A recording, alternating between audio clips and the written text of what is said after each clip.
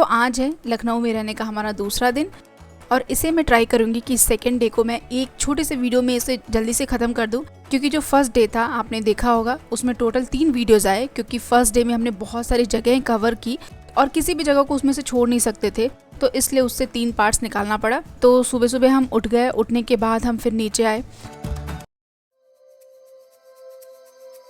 जो हमारा होटल था उसमें बफ़े था, तो बफ़े ब्रेकफास्ट के लिए हम फिर नीचे आए।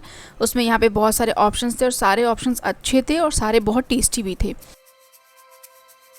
तो हम जब सुबह गए तब तक बहुत सारी चीज़ें ख़त्म हो चुकी थी, लेकिन होटल्स में ऐसे होता है कि जब भी हम जाते हैं ना तो फिर से वो लोग फ्रेश चीज़ें ले आकर के गरम उसको फ़िल करते हैं। तो फिर थोड़ी देर में उन लोगों ने फ़िल कर दिया। फिर हम यहाँ से कुछ चीज़ें खाएँ, बहुत सारी चीज़ें टेस्ट किए। इसमें जो सबसे मुझे पसंद आता है वो है मिक्स वेज सेमिया उपमा। मैं घर पे भी उसे बहुत बार बनाती हूँ और मुझे बहुत टेस्टी लगता है। अगर आपने भी कभी नहीं ट्राई किया होगा तो आप भी इसे खाइएगा बना के, बहुत अच्छा लगता है। और एकदम सिंपल सा ब्रेकफास्ट था और सब कुछ बहुत टेस्टी था। टी था, कॉफ़ी था, मिल्क था और सेमिया उपमा, पूरी, छोले, ड्राई सब्जी, कुछ पकौड़ियाँ थी, खीर था। बहुत अच्छे, मतलब सारे ऑप्शंस काफ़ी अच्छे थे। बहुत सॉफ्ट टेस्ट किया और फिर उसके बाद हम यहाँ से निकल पड़े अपने डे ट्रिप के लिए। तो हमने सुबह ब्रेकफास्ट किया, उसके बाद हम तुरंत फिर से रूम में गए।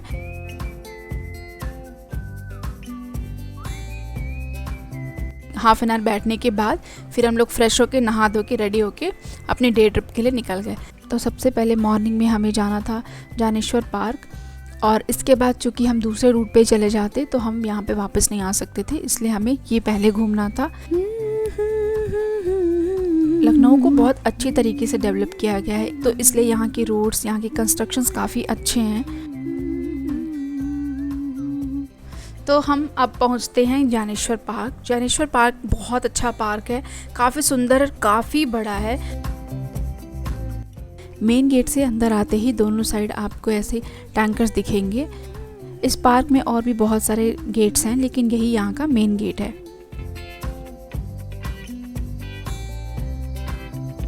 उसके बाद हम अंदर चलते हैं। अंदर से देखने से पार्क ऐसा दिखता है और ये पार्क 376 एकर्स में है, तो सोच सकते हैं इसका कितना छोटा सा पार्ट हमें दिख रहा है। शायद जब रात में यहाँ पे सारी लाइट्स ऑन होती होंगी तो ये पार्क और भी सुंदर लगता होगा। तो अभी आपने देखा जब हम मेन गेट से अंदर आए हैं तो अंदर आते ही यहाँ पे लेफ़्ट साइड में आपको इस पार्क का पूरा मैप बना हुआ है, और आराम से यहाँ पे देख के आप डिसाइड कर सकते हैं कि आपको किस जगह पे जाकर के अपना टाइम स्पेंड करना है।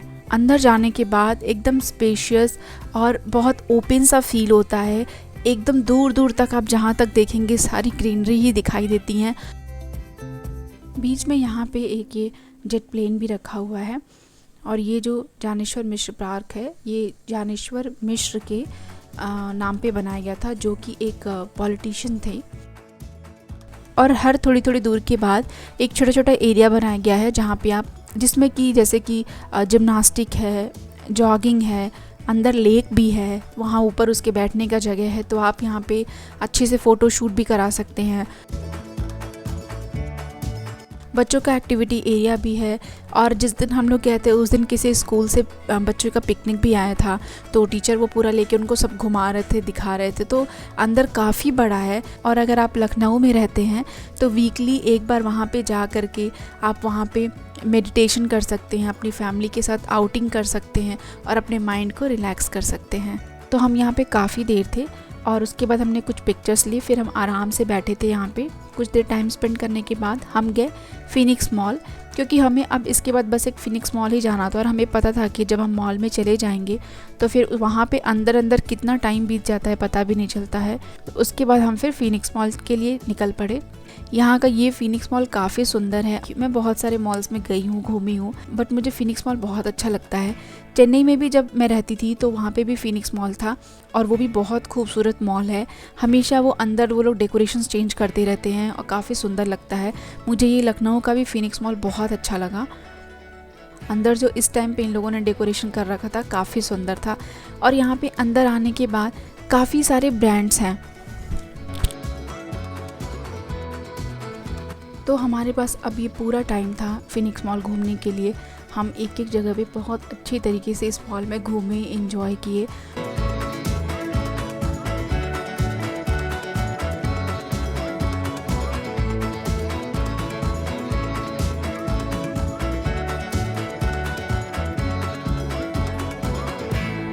मैं जब भी कहीं नई जगह पे जाती हूँ तो मैं हमेशा वहाँ पे एक छोटी सी मेमोरी क्रिएट करना पसंद करती हूँ। मे बी आपको सुनने में थोड़ा ऑड लगेगा, मैं काफ़ी टाइम से स्टारबक्स जाने को ट्राई कर रही थी बट मैं जा नहीं पा रही थी। और जब से ऑनलाइन शॉपिंग वगैरह हो गया है तब से मॉल वगैरह में जाना बहुत कम हो गया है। तो जब मुझे यहाँ पे स्टारबक्स दिखा ना तो मैं बहुत खुश हो गई, क्योंकि मैं लखनऊ फिनिक्स मॉल में शायद ही कभी आऊँ और यहाँ पे फर्स्ट टाइम स्टारबक्स में मैं जाऊँगी तो I was very excited. Starbucks में गए, यहाँ पर मैं कोल्ड कॉफ़ी पी और मेरे भाई को कॉफ़ी बहुत पसंद है तो उसने प्लेन कैपुचिनो ट्राई किया और मेरे बेटे ने कुकीज़। बस मेरे हस्बैंड कोई कॉफ़ी वगैरह पीते नहीं हैं तो उन्होंने कुछ भी नहीं ट्राई किया। और उसके बाद मैं यहाँ पे एक स्पेशल मेमोरी क्रिएट करके जो कि मुझे लाइफ टाइम याद रहेगा, इसी के साथ मुझे एक और हैप्पीनेस मिला कि मुझे यहाँ से स्टारबक्स का जो कॉफ़ी मग होता है वो मेरे हस्बैंड ने मेरे लिए लिया। और ये रहा मिस्टर DIY का शोरूम। अगर आपने मेरा शॉर्ट देखा होगा तो ये वीडियो मैं बहुत पहले डाल चुकी थी और ये शॉप रियली में मुझे बहुत पसंद आया। चलिए मैं आपको अंदर दिखाती हूँ। थोड़े थोड़े वीडियोस लिए हैं मैंने, वो सारा मैं यहाँ पे दिखाऊंगी।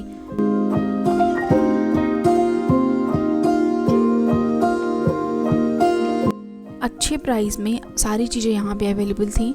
जो भी घर पे हम छोटी मोटी चीज़ें यूज़ करते हैं वो सारी थी। बेकिंग की सारी चीज़ें थी यहाँ पे। अगर आप बेकिंग करना पसंद करते हैं तो वो सब चीज़ें आपको आराम से यहाँ पे मिल जाएंगी, छोटी से बड़ी।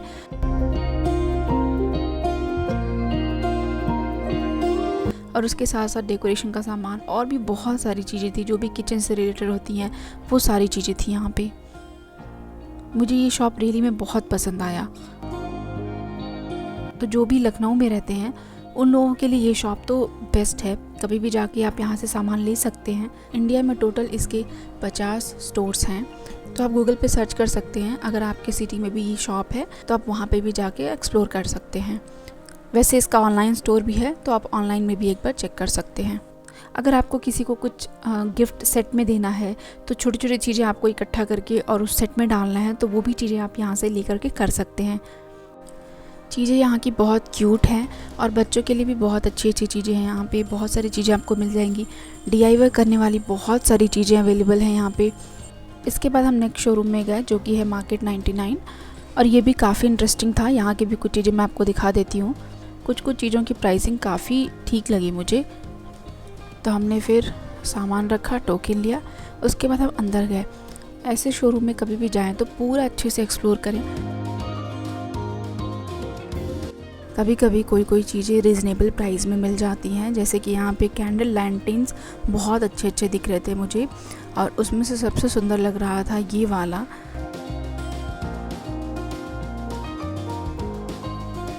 जब बहुत सारा घूम लो उसके बाद क्या होता है, उसके बाद लगती है भूख। और यहाँ पे फूड कोर्ट बहुत अच्छा है, बहुत इंटरेस्टिंग है। बहुत सारे ऑप्शंस मिल जाएंगे आपको, बहुत सारी शॉप्स हैं, मतलब रियली में बहुत अच्छा है। तो हमने ये मंगाया और ये हमने सेकंड टाइम मंगाया। ये है सिज़लर। एक बार और बहुत पहले मैं सिज़लर खाई थी, उसके बाद हमने ये सेकंड टाइम मंगाया। इसका जो प्रेजेंटेशन होता है वो बहुत अच्छा होता है। तो ये एक मिक्स्ड बाउल टाइप का होता है जिसमें आपको नूडल्स मिलते हैं, फ्राइड राइस मिलते हैं, मंचूरियन मिलते हैं और उसमें से कुछ स्विच करने की चीज़ें भी होती हैं, तो आप इसको ट्राई कर सकते हैं। फिर उसके बाद खाएँ। जब हम बाहर निकले तो हम देखे ये तो रात हो चुकी थी कम्प्लीटली।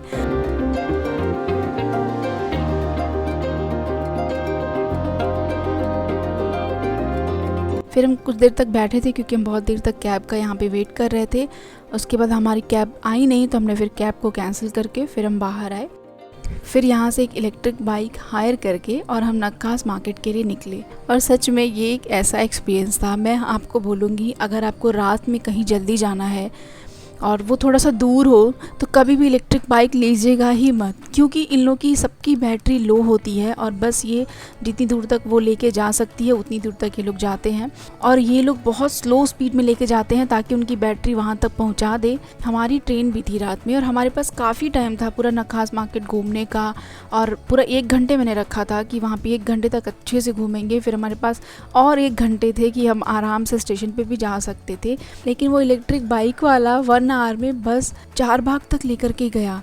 उसके बाद मैं पूरी शॉक हो गई। फिर हमने वहाँ का प्लान कैंसिल करके फिर हम उसके बाद सोचे चलो पास में अमीनाबाद मार्केट है, तो उस दिन थोड़ा बहुत घूमे थे। बहुत रश था तो उस दिन थोड़ा अंदर नहीं जा पाए थे, तो टाइम भी बहुत था स्टेशन पे जाके करते भी क्या, तो थोड़ा अंदर जा करके थोड़ा सा हमने मार्केट ऐसे ही जस्ट देखा।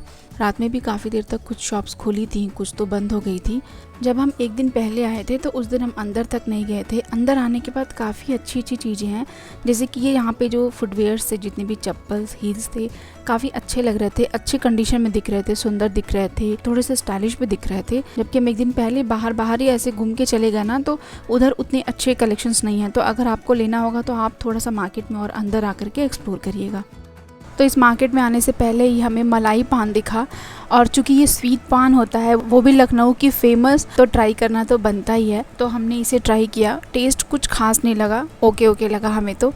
फिर जब हम पूरा अमीनाबाद घूम लिए तो उसके बाद रिटर्न होने के टाइम पे हमने यहाँ पे पिया पिंक चाय, जिसको कि बोलते हैं कश्मीरी चाय, और यहीं पे शाही टुकड़ा था, वो भी हमने छोटा सा पीस टेस्ट किया। ये छोटी सी शॉप पे सारी चीज़ें काफ़ी टेस्टी लगी मुझे। और ये जो पिंक चाय थी, ये इन्फ्यूज्ड रोज़ पेटल्स की चाय थी मुझे, आई थिंक। तो ये था लखनऊ डे 2 का पूरा व्लॉग, और मैं जहाँ जहाँ गई उसके बारे में सब कुछ मैंने इसमें बता दिया है। एक दिन पहले ही मैं नाइट में अम्बेडकर पार्क भी गई थी। अम्बेडकर पार्क अंदर से काफ़ी सुंदर है, और हम जब यहाँ पे गए तो 5 मिनट के बाद ही बारिश होने लगी, तो थोड़ी देर वहाँ पे थे, उसके बाद हम वापस आ गए। मैंने लखनऊ व्लॉग्स में अपनी तरफ से सारी इन्फॉर्मेशन देने की कोशिश की हूँ, और मुझे जो भी अच्छा लगा, अच्छा नहीं लगा, वो सब कुछ मैंने आपके साथ शेयर किया है। लखनऊ एक अच्छी जगह है, आप वहाँ पे घूमने बिल्कुल ही जाइए, बहुत अच्छी जगह है। ट्रेन्स, बसेस सब कुछ अवेलेबल हैं। आप वहाँ पे जाने के लिए जो आपके लिए सबसे ईजी है रास्ता है, आप उसको चूज़ करके जाइए। वहाँ पे होटल्स आप आराम से चारबाग में ले सकते हैं, बहुत सारे होटल्स हैं वहाँ पे, और रीज़नेबल प्राइस में आप अपने प्राइस के हिसाब से होटल्स भी देख करके ले सकते हैं। पूरा लखनऊ घूमने के लिए आपके पास 2 से 3 दिन सफिशेंट है। अगर आप और डीप में और अच्छी तरीके से एक एक चीज़ें देखनी चाहते हैं तो बहुत होगा, तो आप 4 दिन में पूरा लखनऊ घूम सकते हैं। जर्नी करने से हमेशा ही हमें एक अलग ही एक्सपीरियंस होता है। और अगर आपको मेरी वीडियोज़ पसंद आई हो तो प्लीज़ लाइक कर दीजिएगा। Thank you so much for watching. Bye bye, take